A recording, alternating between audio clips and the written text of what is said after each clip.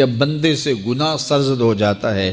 اور وہ معافی مانگ لیتا ہے تو اللہ کو وہ بندہ بڑا ہی اچھا لگتا ہے۔ انسان کے اندر چونکہ یہ دونوں چیزیں رکھی گئی ہیں تو کبھی کبھی اس سے گناہ بھی سرزد ہو جائے گا۔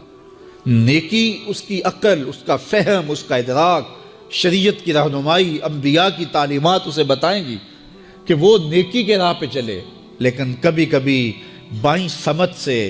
جو خواہشات اور آرزو ہے وہ بھی اس کو گھیر لیں گی اور اچانک اس سے کبھی کوئی گناہ بھی ہو جائے گا۔ اور اگر اچانک اس سے کبھی گناہ ہو گیا، کبھی آنکھ بھٹک گئی، کبھی خیال بہک گئے، کبھی سوچ میں آوارگی آ گئی، کبھی زبان نے میلا لفظ بول دیا، تو پھر کیا ہے کہ پھر فوری معافی مانگ لے۔ مومن جب گناہ کرتا ہے تو ایسی کیفیت ہوتی ہے جیسے ابھی احد پہاڑ تلے آ گیا ہے، اگر اس نے توبہ نہ کی تو کچل دیا جائے گا۔ اللہ اکبر، تو پھر فوری معافی مانگتا ہے تو یہ اللہ کو بڑا ہی اچھا لگتا ہے۔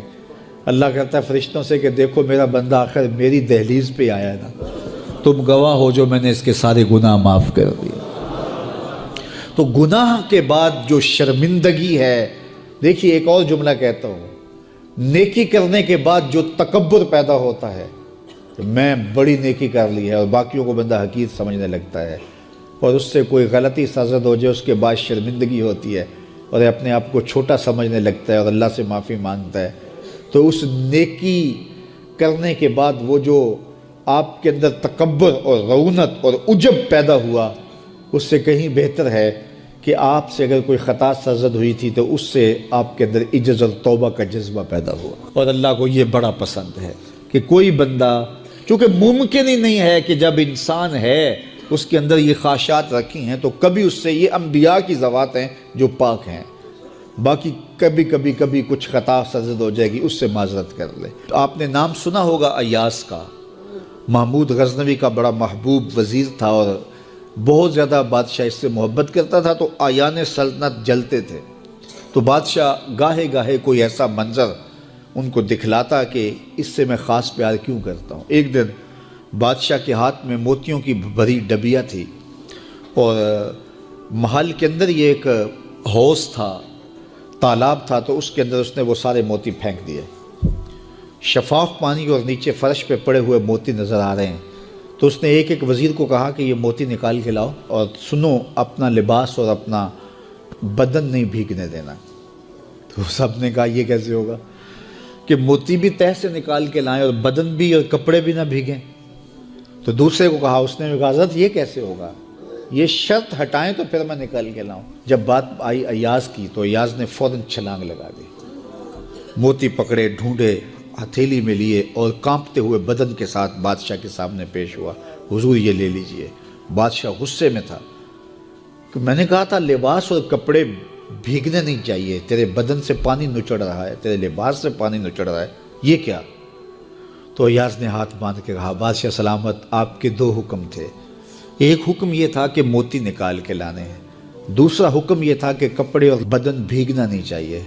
ایک کام میں نے کر دیا ہے، دوسری غلطی ہو گئی ہے، معافی چاہتا ہوں۔ تو کہا وزیرو یہ ہے خوبی اس کی، تم نے کہا ہم کیسے نکال کے لائیں، اس تالاب میں اتریں گے تو بدن تو بھیگے گا ہی بھیگے گا۔ تو کہا جب شہوات دی گئی ہیں، خواہشات رکھی گئی ہیں، آرزویں دیوانی ہیں، اور پھر اس کائنات کے اندر رہ کر کے حضرت انسان کبھی تو اس تالاب کی غلاظت سے اپنے آپ کو بھر ہی دے گا، تو پھر کمال کیا ہے کہ نیکی کے پھول پیش کر دے، سجدے کے موتی پیش کر دے، رکوع اور قیام کے موتی پیش کر دے، ہمدردی انسانیت کے ساتھ پیار کے موتی پیش کر دے، سارے موتی پیش کرے، پھر مالک کا جلال کہ تیرے کپڑے کیوں بھیگے، یہ گناہ کیوں کیا، یہ گناہ کیوں کیا، ہاتھ جوڑ کے کہے مالک اس کی معافی مانگ، تو اللہ تعالیٰ پچھلے گناہ نہ صرف معاف کرتا ہے بلکہ ان گناہوں کو نیکیوں میں تبدیل کرتا ہے۔ یہ آیت کریمہ اپنے دامن میں اتنی روشنی اور اتنی جامعیت کے ساتھ دین کا خلاصہ ہمارے سامنے رکھتی ہے کہ ہماری روحیں وجد کرنے لگ جاتی ہیں۔ تو ارشاد فرمایا بے شک اللہ حکم دیتا ہے عدل کا، احسان کا اور قرابت داروں کے ساتھ حسن سلوک کا، اور منع کرتا ہے بے حیائی سے، منکرات سے اور سرکشی اور تمرد سے،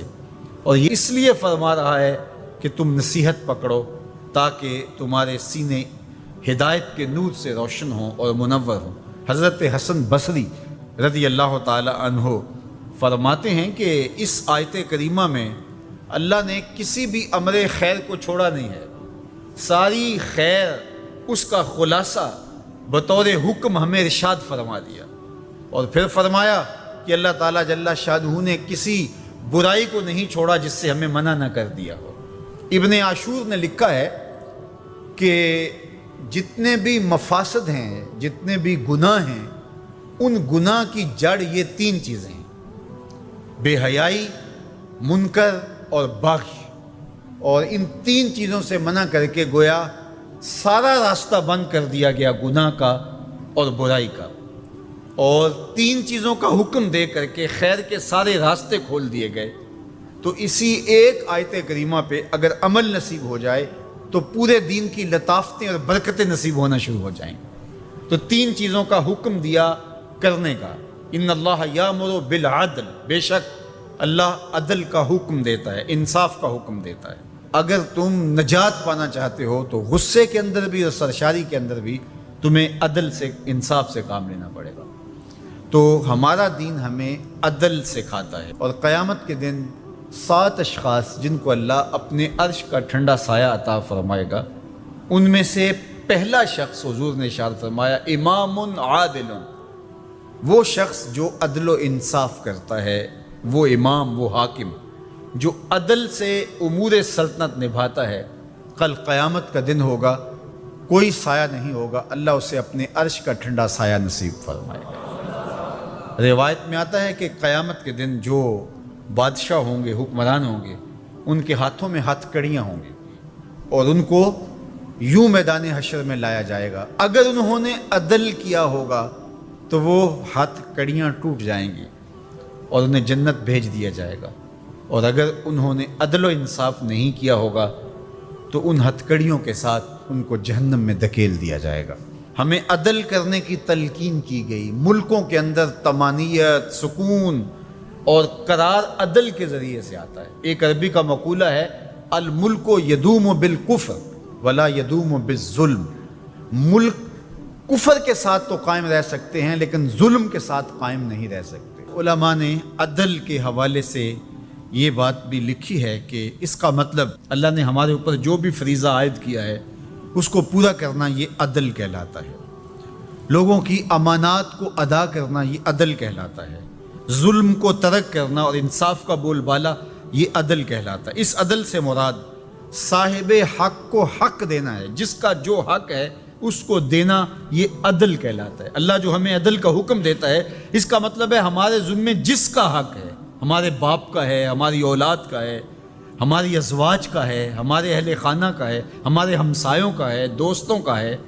جس کا بھی حق ہمارے ذمے ہے، بلکہ فرمایا کہ تیرے نفس کا تیرے اوپر حق ہے۔